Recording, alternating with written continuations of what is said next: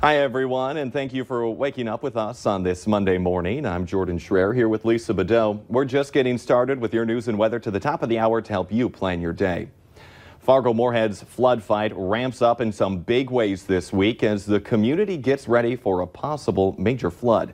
And here is some of what's happening. Minnesota Governor Tim Walz and the state's emergency management director are headed to Moorhead this afternoon to meet with local officials about their flood plans. Moorhead's mayor wants to have 150,000 sandbags on hand and will announce details for volunteers later today. The city of Fargo holds its first public flood meeting this morning at 8 in City Commission chambers, and it's opening Sandbag Central tomorrow morning. That will run from 7 a.m. to 7 p.m. weekdays until 1 million bags are filled. The Sandbag hotline, 476-4000. There's also a website where groups or individuals can volunteer. We have a link for you at valleynewslive.com. Just click on the hot button. And don't forget about this traffic alert for downtown Fargo. Starting this morning, the city of Fargo is shutting down 2nd Street South between Main Avenue and 4th Street. That's the stretch of road that runs in front of the senior high-rise by Dyke West. That closure is for work on the flood control project, and it will be in place through the fall. Also this week, Fargo Cass Public Health is holding 2 walk-in tetanus shot clinics.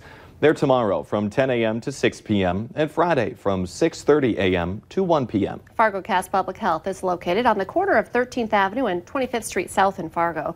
Health officials are urging people who will be part of this year's flood fight but haven't had a tetanus shot in more than 10 years to get one because it's dirty work. And if you cut or scrape yourself, you could get tetanus.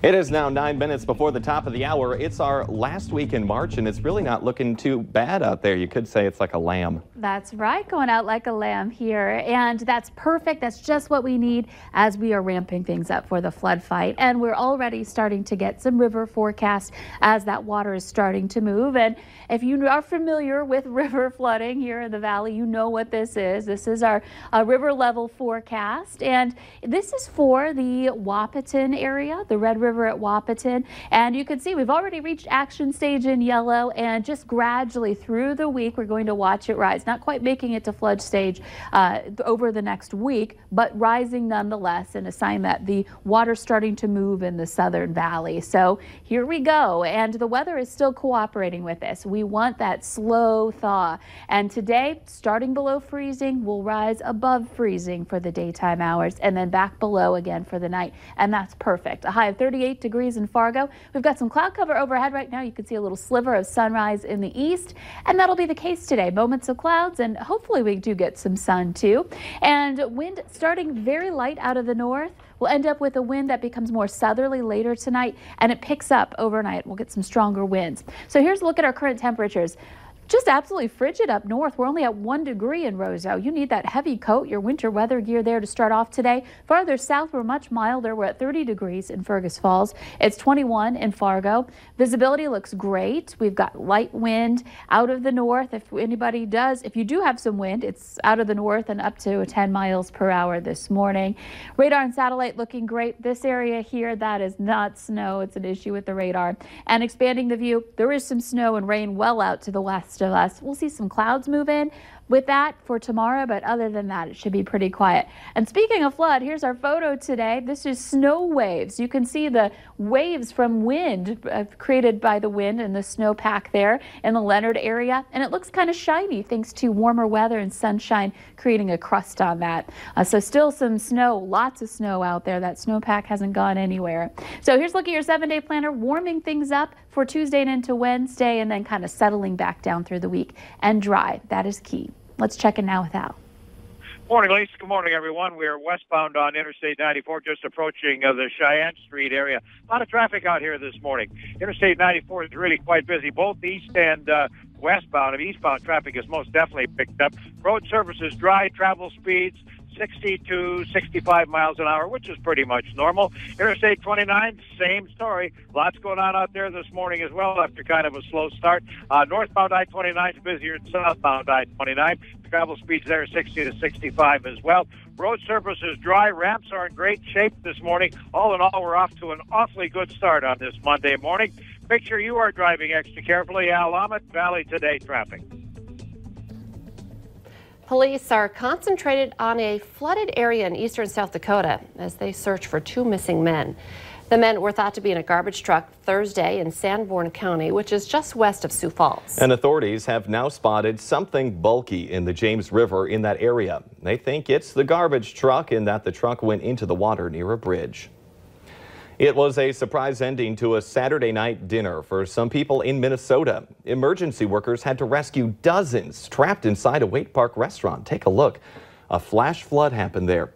The fire chief says more than 44 people were stuck when the Sauk River suddenly rose. First responders used 3 boats to get everyone out. One of the business owners says the property usually floods in the spring, but says she has never seen anything like this. North Dakota lawmakers are getting ready to head into the home stretch of the 2019 session, but first must find consensus on a host of spending plans and measures. Among the bills to be considered this week is a measure that better defines the legal consequences for people who tamper with pipelines and any groups that help them. Governor Doug Burgum is also hosting lawmakers tonight to continue his push to commit public money to a presidential library for Theodore Roosevelt in western North Dakota. In our Healthier Me this morning, kids love electronic devices, but when it comes to reading, you might want to stick with the basics. A new study from the University of Michigan finds parents and toddlers interacted more when reading print books than they did on tablets. Researchers say toddlers also tended to focus on tapping or swiping on electronic books rather than on the story itself. A Fargo man thinks his health and quality of life are being negatively impacted by animal waste, and he wants his identity hidden for fear that he'll be evicted from his apartment complex, Arbor Apartments. He says 3 units are either leaving dog poop on their balconies, and that's creating a bad smell, or they're not cleaning up after their pets around the property, which sometimes causes people to step in it. The Red Point Property Management Company tells us that people in 1 unit have been evicted because they were not picking up after their pets and should be gone by the end of this week. You can get some sweet treats for an even sweeter reason today. Sanford Health is hosting their annual Sweet Miracles event this evening. The Valley Today's Abby Furchner joins us live from where it's all going to happen tonight. Good morning, Abby.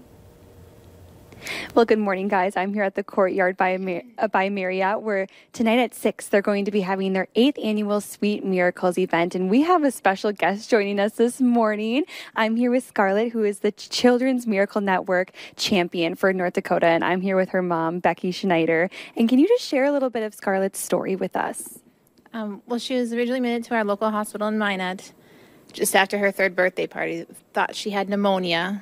Within 36 hours of being in Minot, she went into cardiac arrest, and she was flown to Sanford Children's on a plane, fixed-wing plane, and that's where she spent the next 118 days. She had multiple pulmonary hemorrhages and eventually was diagnosed with lupus. And after weeks of aggressive treatment at Sanford Children's, she finally started to get better, and she came home. So what is this? Are you excited for tonight? Yeah. Yeah. So what does this event mean for you guys? Well, it's pretty exciting.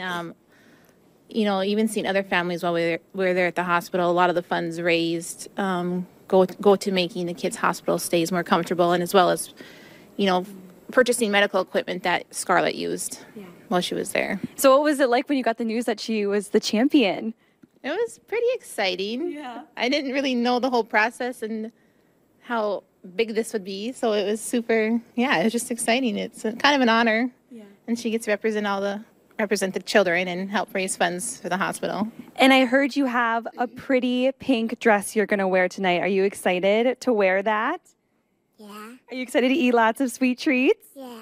I heard you might get a cupcake or 2 tonight. That's going to be so much fun. Well, thank you guys for joining us. And like we said, that is going to be tonight here at the Courtyard by Marriott, starting at 6. And we'll have a way for you to get tickets, because you can still get them today on valleynewslive.com. Oh my goodness, her smile Worth is... $1 million.